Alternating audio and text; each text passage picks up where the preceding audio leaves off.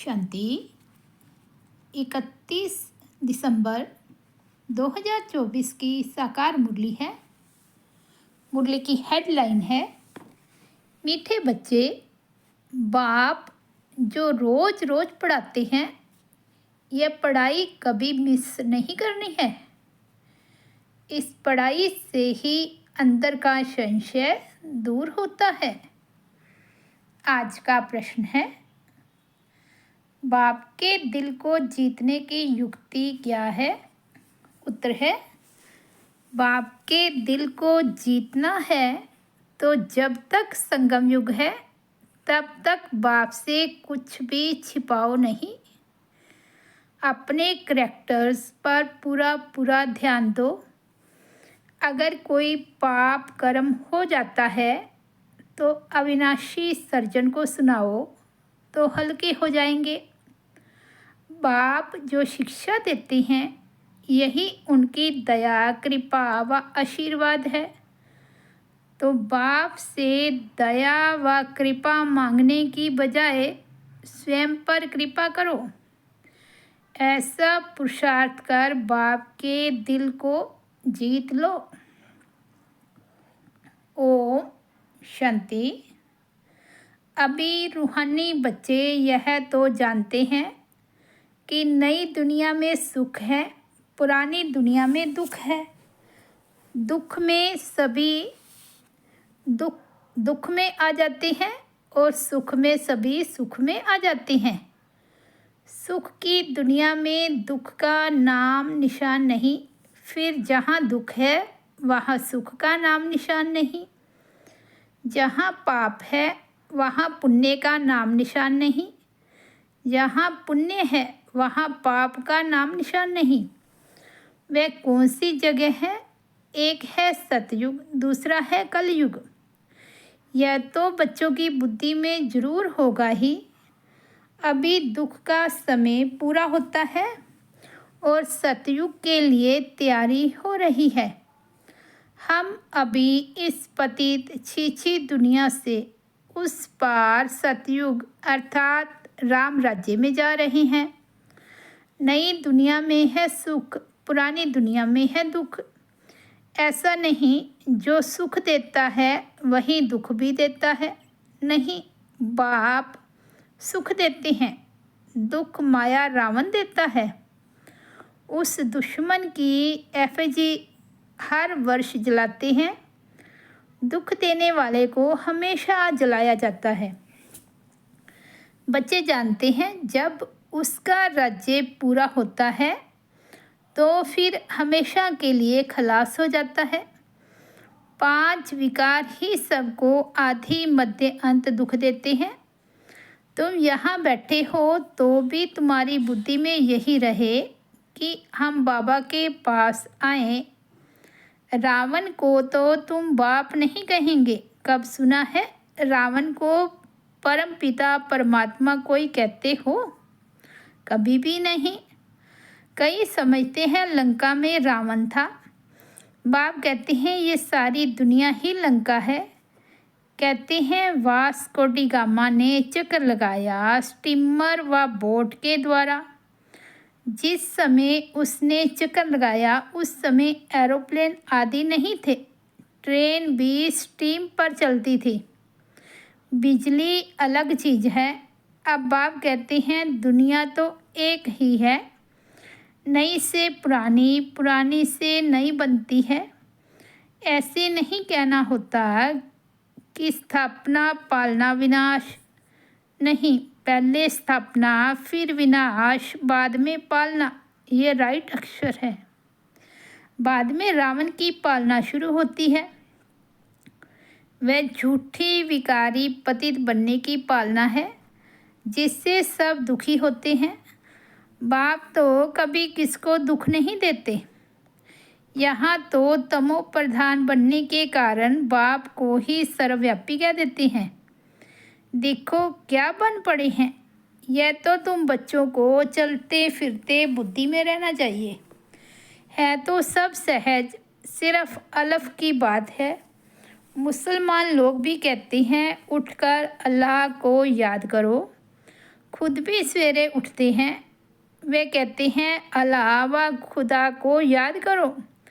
तुम कहेंगे बाप को याद करो। बाबा अक्षर बहुत मीठा है। अल्लाह कहने से वर्षा याद नहीं आएगा, बाबा कहने से वर्षा याद आ जाता है। मुसलमान लोग मुसलमान लोग बाप नहीं कहते हैं, वे फिर अल्लाह मियाँ कहते हैं। मियाँ बीबी, यह सभी अक्षर भारत में हैं। परमपिता परमात्मा कहने से ही शिवलिंग याद आ जाएगा। यूरोपवासी लोग गॉड फादर कहते हैं। भारत में तो पत्थर भीतर को भी भगवान समझ लेते हैं। शिवलिंग भी पत्थर का होता है। समझते हैं इस पत्थर में भगवान बैठा है। भगवान को याद करेंगे तो पत्थर ही सामने आ जाता है। पत्थर को भगवान समझ पूजते हैं। पत्थर कहाँ से आता है? पहाड़ों के झरने से गिरते गिरते गोल चिकना बन जाता है। फिर कैसे नेचुरल निशान भी बन जाते हैं। देवी देवताओं की मूर्ति ऐसी नहीं होती। पत्थर काट काट कर कान, मुंह, नाक, आँख आदि आदि कितना सुंदर बनाते हैं। खर्चा बहुत करते हैं। शिव बाबा की मूर्ति पर कोई खर्चा आदि की बात नहीं। अभी तुम बच्चे समझते हो हम सो देवी देवता चैतन्य में खुद बन रहे हैं। चैतन्य में होंगे तब पूजा आदि नहीं होगी। जब पत्थर बुद्धि बनते हैं तब पत्थर की पूजा करते हैं। चैतन्य हैं तो पूज्य हैं, फिर पुजारी बन जाते हैं। वहाँ ना कोई पुजारी होते, ना कोई पत्थर की मूर्ति होती, दरकार ही नहीं। जो चैतन्य थे उनकी निशानी यादगार के लिए पत्थरों की रखते हैं। अभी इन देवताओं की कहानी का तुमको मालूम पड़ गया है कि इन देवताओं की जीवन कहानी क्या थी। फिर से वही रिपीट होती है। आगे यह ज्ञान चक्षु नहीं था तो जैसे पत्थर बुद्धि थे। अभी बाप द्वारा जो ज्ञान मिला है, ज्ञान एक ही है परंतु उठाने वाले नंबरवार हैं। तुम्हारी रुद्रमाला भी इस धारणा के अनुसार ही बनती है। एक है रुद्रमाला, दूसरी है रुंडमाला। एक है ब्रदर्स की, दूसरी है ब्रदर्स और सिस्टर की। यह तो बुद्धि में आता है। हम आत्माएं बहुत छोटी छोटी बिनती मुआफिक हैं। गायन भी है, भरकुटी के बीच चमकता है अजब सितारा। अभी तुम समझते हो हम आत्मा चैतन्य है, एक छोटे सितारे मिसल है। फिर जब गर्भ में आते हैं तो पहले कितना छोटा पिंड होता है, फिर कितना बड़ा हो जाता है। वही आत्मा अपने शरीर द्वारा अविनाशी पाठ बजाती रहती है। इस शरीर को ही फिर सब याद करने लग पड़ते हैं। यह शरीर ही अच्छा बुरा होने के कारण सबको आकर्षित करता है। सतयुग में ऐसे नहीं कहेंगे कि आत्म अभिमानी बनो, अपने को आत्मा समझो। यह ज्ञान तुम्हें अभी ही मिलता है क्योंकि तुम जानते हो अभी आत्मा पतित बन पड़ी है। पतित होने कारण जो काम करती है वह सभी उल्टा हो जाता है।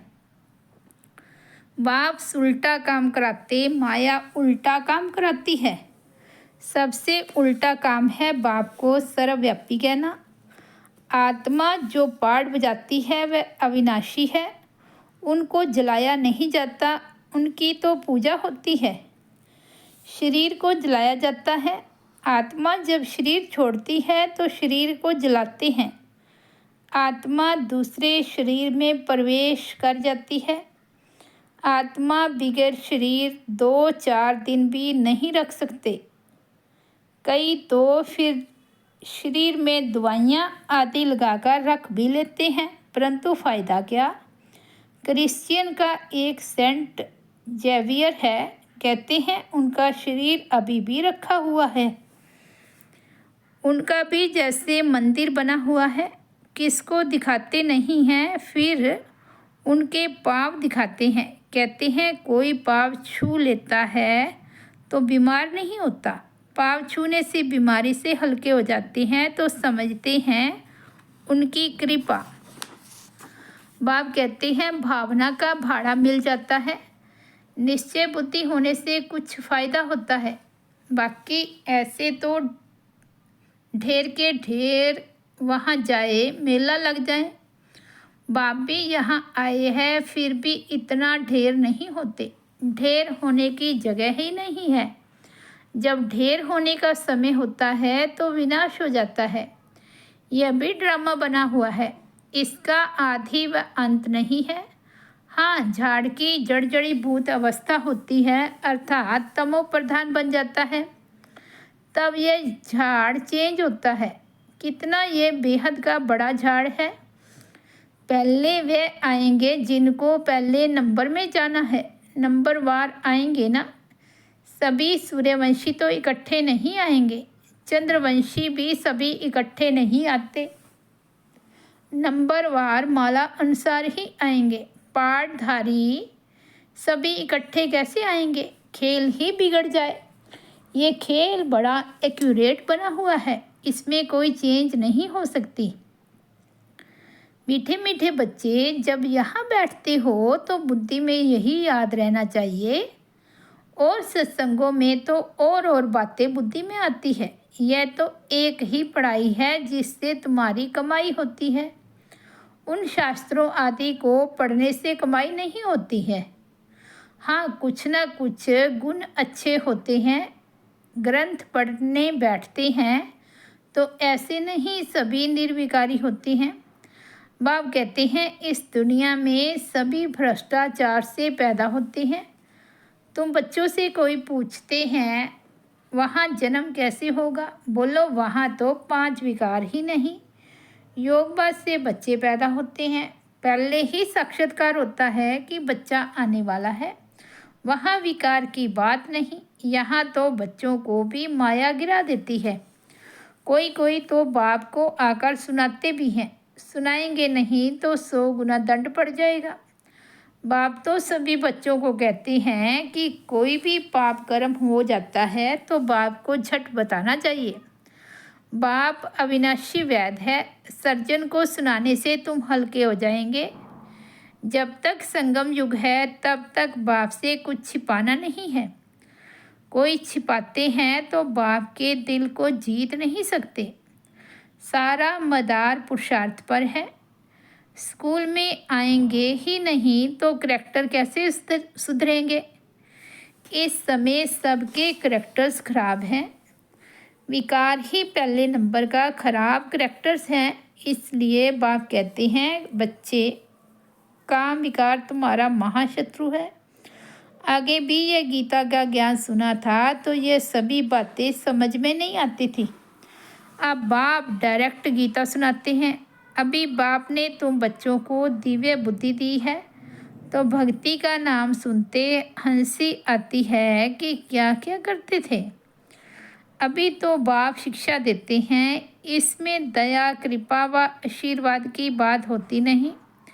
खुद पर ही दया कृपा व आशीर्वाद करनी है। बाप तो हर बच्चे को पुरुषार्थ कराते हैं। कोई तो पुरुषार्थ कर बाप के दिल को जीत लेते, कोई तो पुरुषार्थ करते करते मर भी पड़ते हैं। बाप तो हर बच्चे को एक जैसा ही पढ़ाते हैं। फिर कोई समय ऐसी गुह्य बातें निकलती है जो पुराना संशय ही उड़ जाता है, फिर खड़े हो जाते हैं। इसलिए बाबा की पढ़ाई कभी मिस नहीं करनी चाहिए। मुख्य है बाप की याद, दैवी गुण भी धारण करनी है।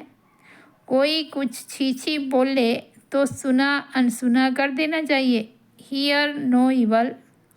ऊंच पद पाना है तो मान अपमान दुख सुख हार जीत सब सहन जरूर करना है।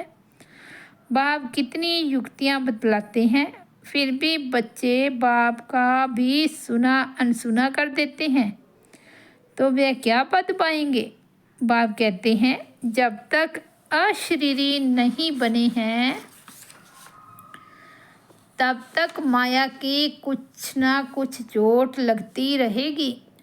बाप का कहना नहीं मानते तो बाप का डिसरिगार्ड करते हैं। फिर भी बाप कहते हैं, बच्चे सदा जीते जागते रहो और बाप को याद कर ऊंच पद पाओ। अच्छा, मीठे मीठे सिकिलदे बच्चों प्रति माता पिता बाप दादा का याद प्यार और गुड मॉर्निंग।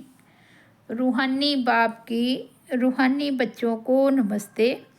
हम रूहानी बच्चों की रूहानी बाप दादा को याद प्यार गुड मॉर्निंग और नमस्ते। धारणा के लिए मुख्य सार फर्स्ट पॉइंट है, कोई भी उल्टी सुल्टी बातें करे तो सुना अनसुना कर देना है। हियर नो इवल, दुख सुख मान अपमान सब कुछ सहन करना है। सेकंड पॉइंट है, बाप जो सुनाते हैं उसे कभी सुना अनसुना कर बाप का डिसरिगार्ड नहीं करना है।